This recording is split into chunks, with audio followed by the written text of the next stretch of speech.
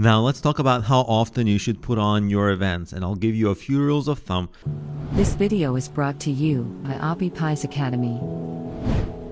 For how often to put on your events and how to determine the exact ideal frequency. So the first thing you should consider, are they your main business or are they just a marketing strategy for funneling people into your business? And if they're just one of your marketing strategies, then of course you want to run them less because you don't want that marketing strategy to take up all your time. Whereas if these were your full-time business, you want to give them a lot more time and attention. So a lot is going to depend on how much time and attention you are able to give them. We'll get to that in a second. Usually your choices for running events are daily, weekly, bi-weekly, monthly, or annually. Those are the options. And if you're running them as your main business, you want to get as many events as possible in a condensed amount of time. And if the events are your main business, you want to aim for weekly or daily even, depending on what the event might be.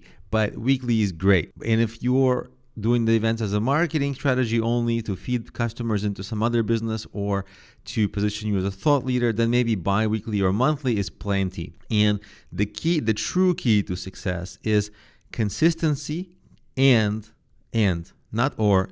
quality. That's the best formula. So everything stems out of ultimately how big of a priority are the events for you. So I created a little formula for you to always keep as almost a barometer to decide. So the frequency is going to depend on how much time do you need to put on a really quality event and how frequently do you have that amount of time available. So it's again, how much time can you give it to put on a fantastic event? And that's the frequency, that's the amount of time, that's the interval that you should be putting on your event. So if it's a low priority, you have less time to give it, and so obviously it would be less frequent.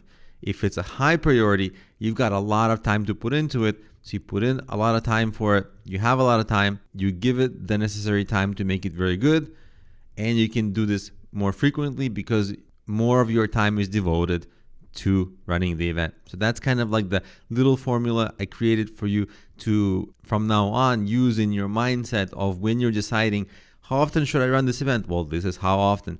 Another small tip I'll give you is when I ran my own events, which were the outdoor events, what I did was I found some events that could recur with some success regularly. For example, I had the shipwreck hike. That was my really good hike. But if I did them too often, I would have loved to do it every day because it was my big money maker. It was my big publicity getter. But I couldn't do it every day. I couldn't ever even do it every week because it would make the event less cool. Like if it was something that was happening all the time, it would take away from the awesomeness of it. So instead, I ran it monthly and I put on my event series weekly. And in the other weeks, I put on other events and I experimented with the same outdoor theme, but I experimented with like historical hikes. I experimented with like nature hikes. I experimented cultural things and food things. And so I ended up over time finding a lot of themes that were a hit. And they were each good, great theme that I knew was going to get me a lot of traffic and attendance actually was a monthly thing. But then I ended up finding many potential hits and I was able to do the events weekly. And over time, it took me less time to organize and promote because I became good at it. So actually, over time, I started even being able to put it on like sometimes twice every week or 3 times every 2 weeks. So even more frequently because they were taking less time to create and still be good, and they were bringing me revenue and growth for my business. So it all was working out. So I had that balance. I didn't want to dilute the amazing stuff, so I kept on being creative and coming up with new themes and found a few successful themes, and that's how I was able to balance high frequency and not that much time spent and high success.